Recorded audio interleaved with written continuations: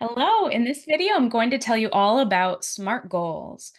SMART goals is a goal setting strategy to help you make a specific, attainable goal that somebody can actually achieve that is going to be less vague or ambiguous than many of the goals that people come to us with. And when I say that, I mean as a personal trainer or a doctor or whatever role that you have.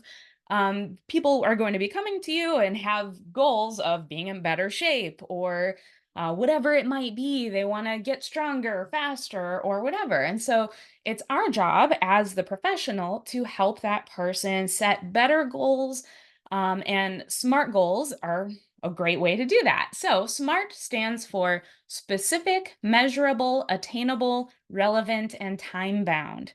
So it's important that a goal that we're trying to achieve be clear and well defined, that there's a way that we can objectively measure progress toward the goal and whether the goal has been achieved.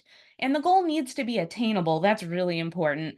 If somebody comes in and says, I want to lose 20 pounds of fat in the next month, it's probably not going to be attainable. So we need to talk to them about it and help them work towards a goal that makes more sense in their actual situation. The goal also needs to be relevant. So if someone comes in and says, "I want to get in better shape," we need to understand better what that actually means to this person so that we can help them set a very specific, measurable, attainable goal that is relevant to their overarching outcome that they're looking for. The goal also needs to be time bound. So it's not going to really work that great if somebody just says, I want to lose 20 pounds. Well, great, that's a good goal. And it meets most of these criteria here, except that if we don't put a time on that goal, then we always have tomorrow.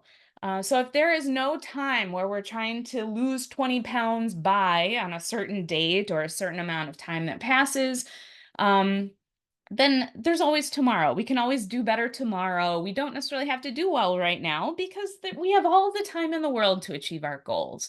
So we want to make sure that our goal we set is time bound. All right, so here's an example. And in this video, I'm talking a lot about weight loss as the goal. But of course, we can use SMART goals to apply in any realm of our lives, health related or otherwise. But that's just an easy example to use here for this discussion.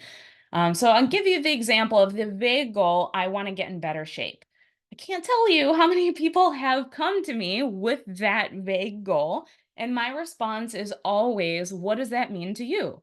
Because every person I ask, that means something different. Some people want to get in better shape, and that means losing fat. Some people, it means building more muscle. Some people want to be able to have better cardiovascular function and be able to run more, or they want to be stronger and able to pick up their kids and play more.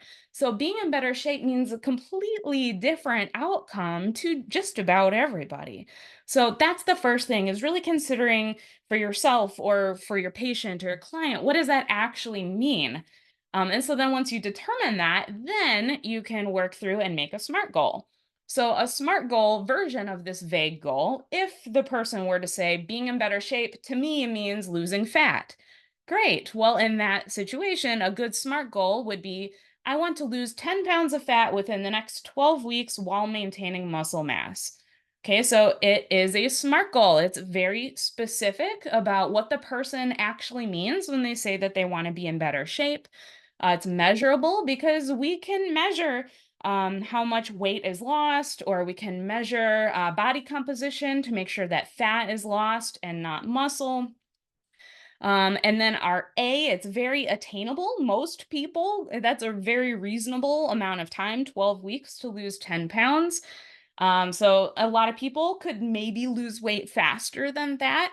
But that would depend just on the person and the situation. How much fat do they have to lose? What is the contrast between their diet and exercise before and their new diet and exercise program now? Okay, so what is attainable is going to be highly dependent on what the goal is and the person and the context of achieving that goal. And then R. So our SMART goal here is very relatable to the idea of getting in better shape. If this person's idea of getting in better shape is to lose fat, this would be an irrelevant goal. This would not be a SMART goal if the person's idea of getting in better shape means being able to run faster or longer. Then in that case, fat loss might be a side effect of the training that gets them into better cardiovascular shape. But if that is not really the goal, then losing fat is not relevant to that person's idea of getting in better shape. So that's why it's really important that we know what their actual outcome is that they're looking for ultimately. And then finally, this also has the T. There's a time frame in which this goal needs to be achieved. We're not just saying I want to lose 10 pounds of fat and whenever it happens, great. We're saying I want to lose 10 pounds of fat and I will have achieved my goal if I lose that 10 pounds within 12 weeks. All right, thank you so much for watching this video and I hope you have a great day.